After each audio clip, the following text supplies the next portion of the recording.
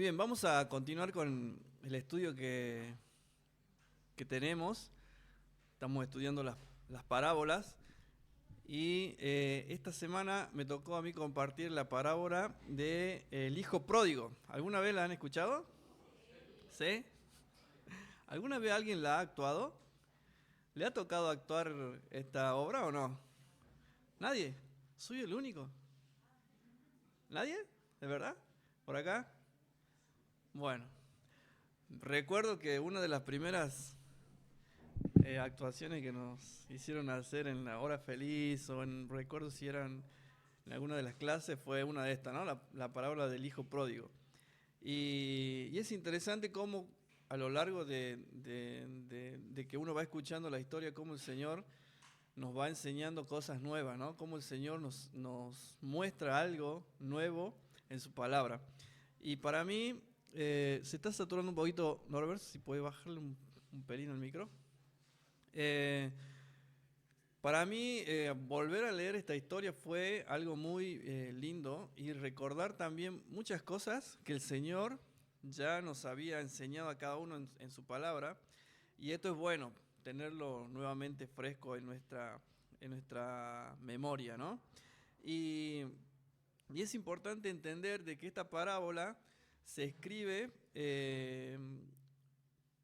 principalmente en un contexto donde el Señor Jesús estaba siendo juzgado por las personas que le decían a él que por qué él compartía con publicanos, con pecadores, ¿sí? Y estaba en medio de esas personas.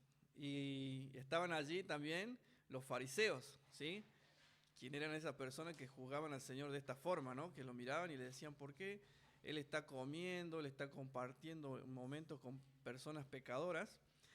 Y ellos mismos también entraban en ese, eh, podríamos decir, en ese ejemplo de lo que eran ellos, ¿no? Porque sabemos lo que eran los fariseos y los publicanos y cómo el Señor tuvo que enseñarles cosas fuertes, hablándoles fuertes a ellos, ¿no? Y en este contexto se da esta historia. Si bien se habla también de la palabra de la moneda perdida, de la oveja perdida primero, después la moneda perdida, y el Señor termina y concluye estas pequeñas historias con la del el hijo pródigo, ¿sí? Ahora, es interesante entenderlo y comprenderlo para que nosotros podamos ver cómo nos apropiamos de lo que el Señor quiere enseñarnos. Bien, podemos ver entonces que cuando escuchemos esta parábola, tratemos de nosotros encontrarnos en esta historia y dónde nosotros nos paramos, ¿sí? Porque vamos a ver a los personajes que están involucrados en esta historia y entender de que las parábolas, ¿sí? Son historias que van al lado de una enseñanza, o la enseñanza, perdón, va al lado de la historia. ¿Sí? Eso quiere decir la palabra original, digamos, de lo que es la parábola, ¿no? Ahora, nosotros debemos ser conscientes de que el Señor tiene muchas formas de enseñarnos, y las parábolas han sido una de ellas. Así que vamos a buscar Lucas, capítulo 15, versículo 11, y vamos a tener el tiempo de la lectura.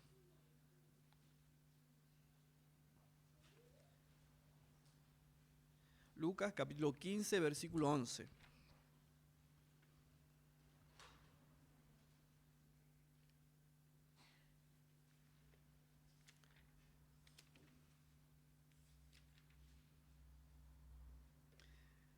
Dice así, y también un hombre tenía 2 hijos, y el menor de ellos dijo a su padre, Padre, dame la parte de los bienes que me corresponde, y le repartió los bienes. No muchos días después, juntándolo todo, el hijo menor se fue lejos a una provincia apartada y allí desperdició sus bienes viviendo perdidamente. Y cuando todo lo hubo malgastado, vino una gran hambre en aquella provincia y comenzó a faltarles. Y fue y se arrimó a uno de los ciudadanos de aquella tierra, el cual le envió a su hacienda para que apacentase cerdos, y deseaba llenar su vientre de las algarrobas que comían los cerdos, pero nadie le daba.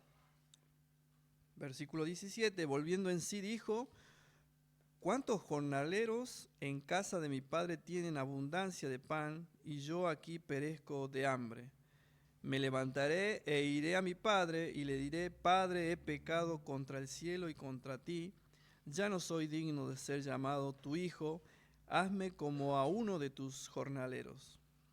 Versículo 20, y levantándose vino a su padre, y cuando aún estaba lejos, lo vio su padre, y fue movido a misericordia, y corrió, y se echó sobre su cuello, y le besó.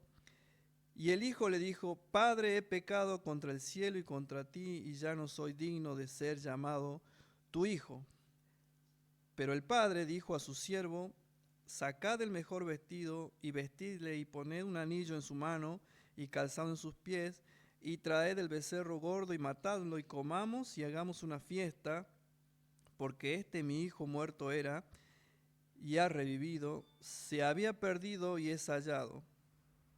Y comenzaron a regocijarse. Versículo 25, y su hijo mayor estaba en el campo, y cuando vino y llegó cerca de la casa y oyó la música y las danzas, y llamando a uno de los criados le preguntó qué era aquello.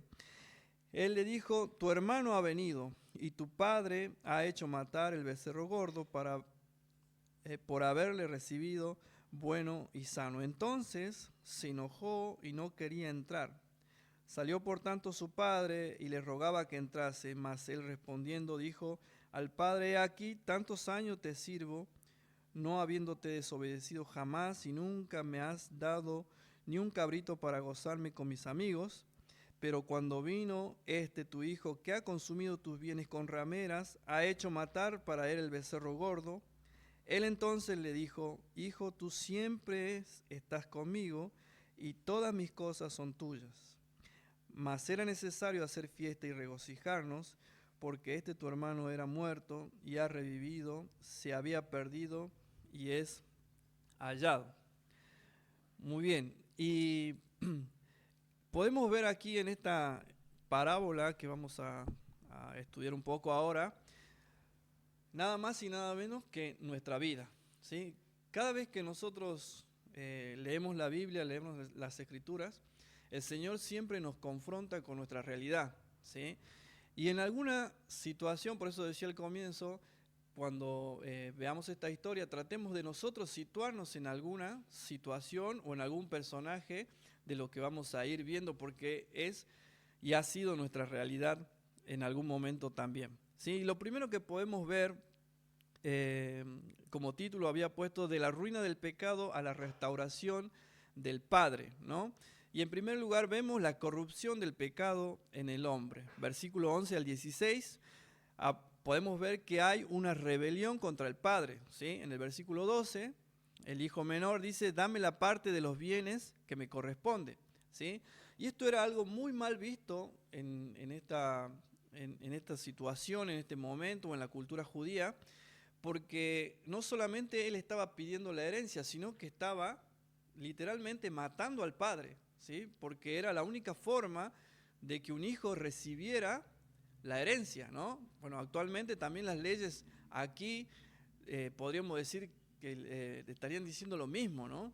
Y esto no solamente está hablando de que que el hijo menor quería desligarse de toda responsabilidad con el padre, porque entendemos también de que un hijo tiene una responsabilidad cuando sus padres son mayores y están quizás en enfermedad o en problemas, de poder ayudar, ¿verdad? Estaba desligándose de todo eso, pero sobre todo estaba haciendo esto, ¿no? Diciendo: mi padre para mí ha muerto, yo voy a hacer mi vida lejos de él, ¿sí?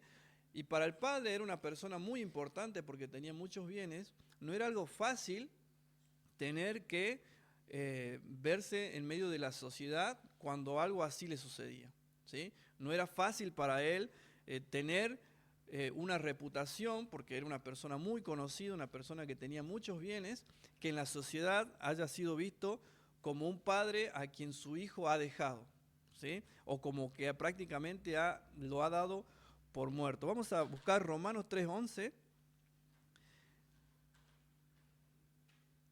y vamos a leer qué es lo que dice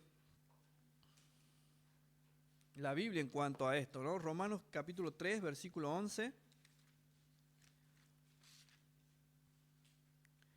Dice: no hay quien entienda, no hay quien busque a Dios. Versículo 10, como está escrito, no hay justo ni aún uno, no hay quien entienda, no hay quien busque a Dios. Y esto está hablando de una rebelión contra el Padre, ¿sí? El Hijo estaba siendo rebelde al Padre. ¿Y cuántas veces nosotros, porque volvemos a decir lo mismo, nos hemos encontrado en esta situación de rebeldía, ¿sí? Yo no sé ustedes, pero yo he sido un hijo rebelde.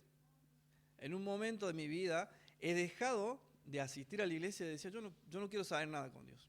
Yo la verdad que mis padres siempre me criaron, ¿sí?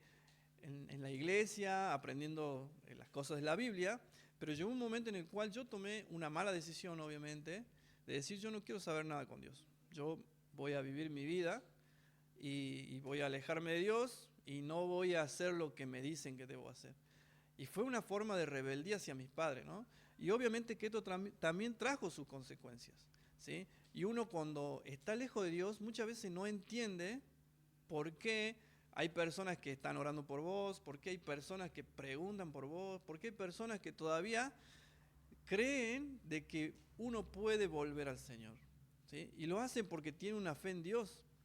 Y oran por esas personas y a veces van y buscan y están al lado de esa persona, aunque la persona que está en rebelión no tiene muchas ganas quizás de volver, pero a la larga uno empieza a entender también por qué el amor de Dios se demuestra por medio de los hermanos. Y muchas veces quizás hemos tenido la oportunidad de conocer hermanos que han estado lejos de Dios, rebeldes, o hemos sido nosotros esos hijos rebeldes, y siempre hubo personas quienes se acercaron para poder hablarnos.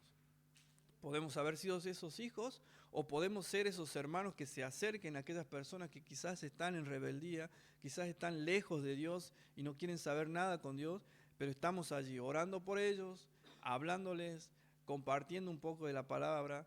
Debemos nosotros estar solícitos en poder servir al Señor por medio de esto, ¿no? De poder acercarnos a los hermanos. Y si nosotros estamos en rebeldía, procuremos pensar cuáles van a ser las consecuencias de esta rebeldía, porque después lo vamos a ver cuáles fueron con respecto al Hijo. Y no solamente hay una rebeldía contra el Padre, sino también hay una separación y esclavitud. Si bien el Hijo se va y él cree que va a ser libre para hacer lo que él quiera, en realidad está alejándose para vivir una vida en esclavitud, una esclavitud en el pecado. Se fue lejos, ¿sí? Alejarse de Dios no produce libertad, sino que produce esclavitud. Juan 8:34 dice que somos esclavos del pecado. Y este hijo lo que estaba haciendo con esta actitud, con esta mala decisión, es esto, ¿no? De separarse y en vez de vivir una vida libre, estaba viviendo una vida en esclavitud, en el pecado, ¿sí? Y también podemos ver que no solamente sucedió esto, sino que hay una ruina progresiva que lo va llevando. Primero, de abundancia, porque él tenía todo. Al final de lo que leíamos, dice que cuántos en mi casa, hasta los jornaleros, tienen abundancia de comida y todo, y yo hoy no tengo nada. De abundancia a miseria. Podemos ver también que no solamente no solamente deja de tener toda esa abundancia, sino que de ser un hijo llega a ser una persona desconocida totalmente en el pueblo o en la provincia donde él estaba, ¿sí? Porque dice que él después empieza a buscar un lugar para donde poder estar, donde poder comer, y nadie le daba. Había hambre en la ciudad y nadie lo reconocía. Él en su pueblo y en su casa era reconocido porque era el hijo del dueño de aquellas todas haciendas y todas las cosas que tenía, ¿verdad? Entonces vemos una ruina progresiva y vemos que el pecado siempre nos va a llevar más lejos de lo que uno imagina. No, uno dice, no, pero solamente hoy no voy a ir a la reunión, o solamente esta semana, bueno, no tuve tiempo de leer, va a ser ahora. ¿Y cuántas veces nos acostumbramos a tener una vida lejos de la comunión en la iglesia y dejamos de venir a la iglesia y nos acostumbramos a esa vida y a veces creemos que está bien y incluso hacemos nuestra propia forma de pensar? Decimos, no, bueno, yo no voy a la iglesia, pero tampoco hago cosas muy malas, ¿no? Y a veces creemos que con nuestras propias palabras podemos nosotros justificar lo que está mal delante de Dios. ¿Y cuántas veces lo hemos hecho? ¿Cuántas veces hemos vivido en esa situación? Entonces, la corrupción del pecado en el hombre causa rebelión contra el Padre, separación y esclavitud, y una ruina progresiva que nos lleva de mal en peor. Y no solamente podemos ver esto, ¿no? En segundo lugar vamos a ver el arrepentimiento como una obra de Dios. Ahora ya hemos visto lo que causó el pecado, la corrupción del pecado en este joven, pero podemos ver el arrepentimiento como una obra divina, como la obra de Dios. Versículos 17 al 20 podemos encontrar esto. Volvemos a Lucas capítulo 15, versículo 17 al 20, dice así: y volviendo en sí, dijo: ¿cuántos jornaleros en casa de mi padre tienen abundancia de pan y yo aquí perezco de hambre? Me levantaré, iré a mi padre y le diré: Padre, he pecado contra el cielo y contra ti, ya no soy digno de ser llamado tu hijo, hazme como uno de tus jornaleros. Y se levantó y fue e hizo como había dicho, ¿no? Y lo primero que podemos ver que aquí hay una iluminación, ¿sí? La luz del Evangelio, la luz de la verdad de la palabra, alumbró los ojos de aquel joven, volviendo en sí. Ahora no es algo que es producido solamente por la obediencia de uno, sino que Dios produjo eso en el corazón de aquel joven. Y Dios ha producido también en nuestras vidas, produjo en nuestras vidas, que reconozcamos nuestra condición de pecadores. Cuando nosotros hemos aceptado a Cristo, no vino la persona que te predicó a vos y te dijo: bueno, ahora ya no sos pecador. No, ahora reconocer, quizás alguien nos guió a todas estas cosas, pero tuvo que haber una luz de parte de Dios que nos mostró nuestra condición y que nos mostró dónde debíamos depositar nuestra fe, y así nosotros pudimos conocer a Cristo, ¿sí? La iluminación de la palabra de Dios llegó a nuestra vida. Y no solamente fue una iluminación, sino que hay una confesión verdadera. Versículo 18 dice: me levantaré, iré a mi padre y le diré: Padre, he pecado contra el cielo y contra ti. El arrepentimiento no es una excusa. Él no se excusa. No está diciendo: bueno, tomé una mala decisión, sino que él habla claramente con un nombre propio a lo que él ha hecho. Él ha pecado, ¿sí? Y esto habla de una confesión verdadera. Pecado, ¿sí? En nuestra vida hay pecado, todos pecamos. La Biblia dice: por cuanto todos pecaron y están destituidos, separados de la gloria de Dios. Y constantemente en nuestra vida cristiana vamos a pecar, nos vamos a equivocar. Pero la diferencia va a estar cuando nosotros reconozcamos ese pecado y lo confesemos y nos apartemos de él, porque así dice su palabra, ¿no? El que confiesa ahí se aparta, alcanzará misericordia. ¿Y cuántas veces nos ha tocado esto, ¿no? De reconocer lo que hemos hecho mal y de tener que apartarnos porque el Señor nos está mostrando eso? Cuando la iluminación de la palabra llega a nuestra vida, la confesión de pecado es inminente, es algo que nos lleva, cuando Dios nos muestra su verdad, el reconocimiento de ese pecado va a llevarnos a una confesión, ¿sí? Y no solamente habla de eso, sino que también hay una decisión concreta. Ahí en el versículo 20 dice que se levantó y vino, ¿sí? El arrepentimiento real siempre produce una acción, ¿sí? Hablábamos recién de que tenemos que ser iluminados por Dios, que Él nos muestre nuestro pecado, nosotros confesarlo, pero debe haber un accionar en cuanto a reconocer nuestro pecado. No solamente es reconocerlo y confesarlo, sino apartarnos, ¿sí? Recién decíamos que el que confiesa y se aparta alcanzará misericordia. Hechos capítulo 3, versículo 19, vamos a leer.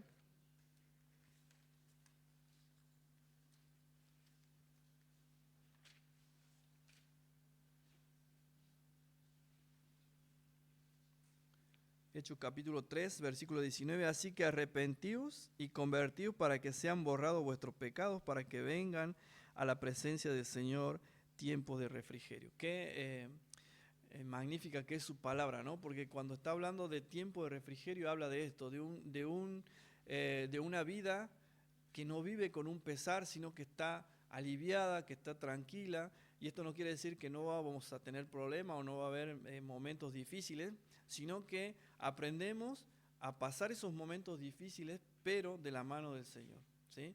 El arrepentimiento produce esos momentos de felicidad, momentos de regocijo en la familia, momentos en los cuales nosotros también podemos avanzar. Entonces veíamos, en primer lugar, la corrupción del pecado en el hombre, que producía rebelión contra el Padre, separación y esclavitud, y nos llevaba a una ruina progresiva. Y en segundo lugar, el arrepentimiento como obra de Dios nos lleva a que su palabra nos ilumine, que haya una confesión de parte nuestra y una decisión concreta, qué es lo que vamos a hacer cuando el Señor nos muestra algo que estamos haciendo mal.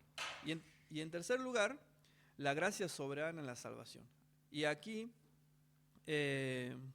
podemos ver que Dios salva completamente a quienes no pueden salvarse a sí mismos. Muchas veces, cuando uno habla con una persona que todavía no ha conocido a Cristo y le pregunta cómo podría salvarse o de qué forma un hombre se puede llegar a salvar, y empieza, ¿no?, a nombrar, bueno, no sé, hacer buenas obras, darle a las personas que necesitan.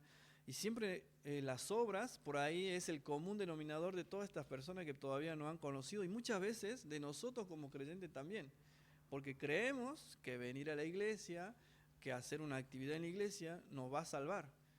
Pero muy lejos de eso está la verdad de la salvación, sino está en el reconocimiento de lo que Cristo ha hecho en favor nuestro y depositar nuestra fe en Él y de aceptarlo como Salvador y alejarnos del pecado y pedir perdón por nuestros pecados, ¿sí?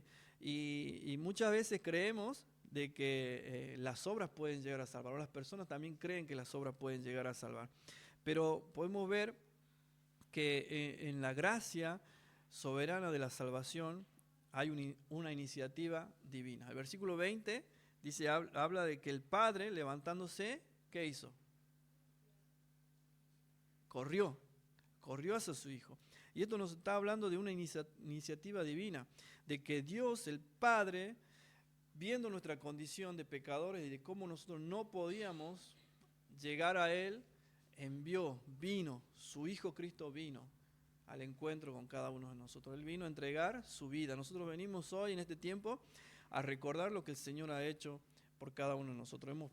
Hemos pasado los símbolos y eso hemos estado haciendo cuando compartimos los símbolos, ¿no? Recordar lo que el Señor ha hecho por cada uno de nosotros. Dios toma la iniciativa en la salvación. Juan, capítulo 6,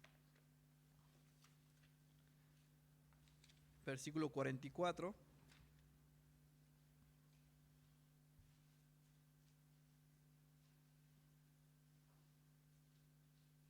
Si alguien lo puede leer, por favor, capítulo 6, versículo 44.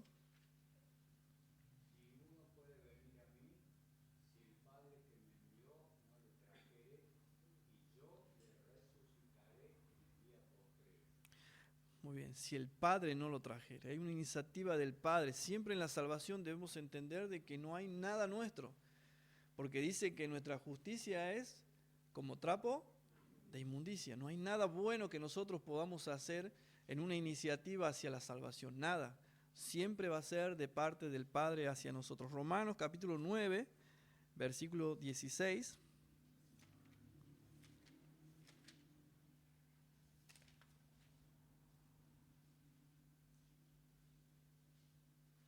Así que no depende del que quiere ni del que corre, sino de Dios, quien tiene misericordia. Toda nuestra vida, y especialmente la salvación desde que comienza nuestra vida con Cristo, va a depender de Dios. Entonces vemos que hay una iniciativa divina. El Padre va y corre hacia el Hijo en un acto de amor y de bondad y de perdón.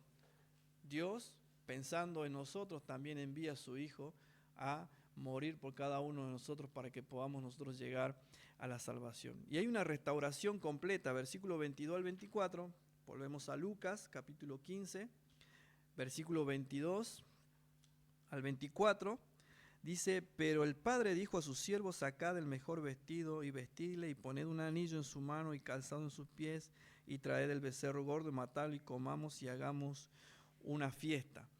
Hay una restauración completa completa, la que el Padre le otorga hacia el Hijo, ¿no? Porque está hablando de tres figuras, habla del vestido, y esto está hablando de una justificación, ¿sí? Ahora Él ya no está desnudo, no está sin ninguna cobertura, sino que el Padre le estaba dando una nueva vestidura. Así como nosotros también estuvimos perdidos en el pecado, fuimos justificados por medio de la sangre de nuestro Señor Jesucristo. Somos vestidos por la justicia de Dios, de Cristo. El Padre nos ve por medio de Cristo justificado. Por medio de su sangre nos ve justificado. El anillo habla de autoridad, ¿sí? Nuevamente restituyó esa autoridad que él tenía como hijo. No continúa la historia, no sabemos cómo habrá sido, ¿no? Después, pero esto nos está dando a entender de que nuevamente restituyó, ¿sí?, la autoridad que él tenía como hijo. Y saben que el Señor también, así como aquel hijo joven, Él nos dio un lugar en su familia, nos hizo sus hijos, ¿sí? Nos dio una autoridad. Nosotros podemos decir hoy: yo soy hijo de Dios porque he aceptado a Cristo en mi corazón. Entonces nos habla esto el anillo, de una autoridad. Y también nos habla del calzado, ¿sí? Y esto habla de una adopción, porque en ese tiempo solamente lo de la familia o real o de la familia de los dueños de la casa usaban calzados, y los esclavos andaban descalzos, ¿no? Y entonces podemos ver que aquí nuevamente le estaba dando ese título de hijo, ¿sí? Porque el hijo tenía un pensamiento, decía: yo voy a ir, voy a pedir perdón y voy a decir que por lo menos me deje ser como uno de sus empleados, de sus criados. Pero el Padre amoroso, el Padre con gracia, nuevamente restituye la posición que él tenía y lo adopta nuevamente como su hijo. ¿Y esto no le hace acordar algo? Nosotros éramos como aquel también, como aquel hijo, ¿sí? Estábamos sin Dios, pero una vez que hemos conocido a Cristo, dice que Él nos adoptó y nos compró por medio de su sangre. Entonces, no solamente la gracia soberana es una iniciativa de Dios, es una restauración completa, sino que también es una confrontación al religiosismo o al religioso. ¿Por qué? Porque vemos la actitud del hijo mayor, ¿sí? El hijo mayor era un hombre obediente, pero de forma externa, ¿sí? Un corazón distante, porque no vemos en ningún momento de la historia que él le dice padre, ¿sí? Entonces vemos que hay una distancia entre el hijo mayor y el padre. Y esto nos habla también de esto, veíamos, de una obediencia externa. Y por eso decíamos que en el contexto que se da esta historia es con los fariseos, con los publicanos, y eran personas que estaban cerca de Dios, entre comillas, porque sabían de Dios, pero a la vez estaban muy lejos, sepulcros blanqueados, decía el Señor Jesús de ellos, ¿verdad? El otro día con los adolescentes en Ituzaingó veíamos esto sobre los dos ladrones en la cruz, cuán cerca estaban de Dios y uno cuán lejos estaba de Él, ¿no? Y esto nos habla de que no siempre la cercanía a Dios habla de una relación personal y fuerte con Dios, y real con Dios. Porque nosotros podemos estar en este lugar, podemos estar realizando alguna actividad en la iglesia, pero estar muy lejos de Dios. Y esto nos confronta, esta historia, con esta realidad. Confrontación al religiosismo. ¿Cuántas veces en nuestra vida hemos estado viviendo por religión y no por convicción en lo que el Señor nos muestra en su palabra? La justicia propia también aleja de Dios. Porque Él, ¿qué dice? Yo cuántas veces siempre estuve con vos y nunca me diste ni un cabrito para mí. Él justificaba lo que Él hacía y estaba en este momento juzgando a su hijo porque él se había ido. Entonces la justicia que él tenía no se podía comparar, porque ya dijimos hace rato que nuestra justicia es como trapo de inmundicia, ¿no? Entonces él creía que estaba siendo justo con las palabras que estaba expresando a su padre, pero lejos estaba de lo que realmente era. Lucas capítulo 18, versículo 11. Y vamos terminando. Dice así: el fariseo puesto en pie oraba consigo mismo de esta manera: Dios, te doy gracias porque no soy como los otros hombres, ladrones, injustos, adúlteros, ni aun como este publicano. Ayuno 2 veces a la semana, doy diezmo de todo lo que gano. Mas el publicano, estando lejos, no quería ni aun alzar los ojos al cielo, sino que se golpeaba el pecho diciendo: Dios, sé propicio a mí, pecador.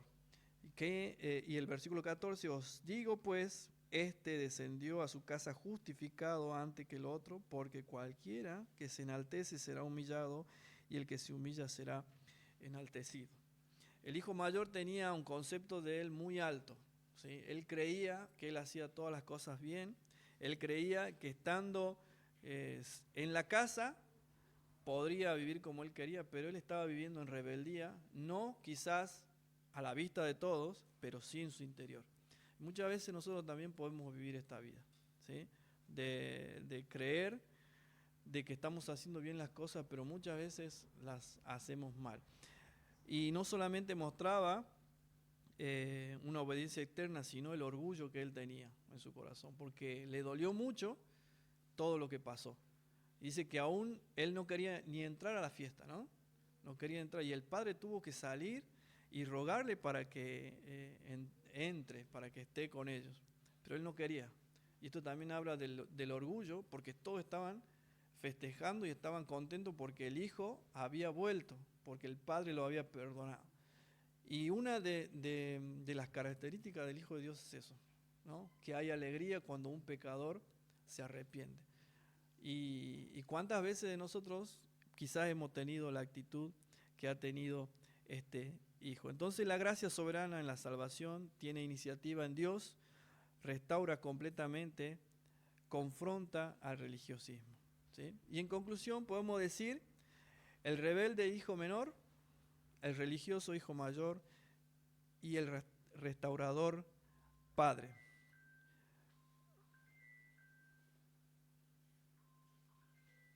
El mayor problema del hombre no es lo que hace, es su corazón lejos de Dios. Y cada uno de nosotros vamos a dar cuenta de lo que escuchamos y lo que predicamos, mayormente lo que predicamos, pero todos vamos a dar cuenta de lo que estamos escuchando. Y el Señor nos está hoy desafiando a que podamos tener una actitud frente a la confrontación del pecado, a cuando nosotros nos equivocamos y qué decisión vamos a tomar. Ahora, al comienzo veíamos que debíamos nosotros tomar una posición en esta historia. ¿En qué lugar estoy?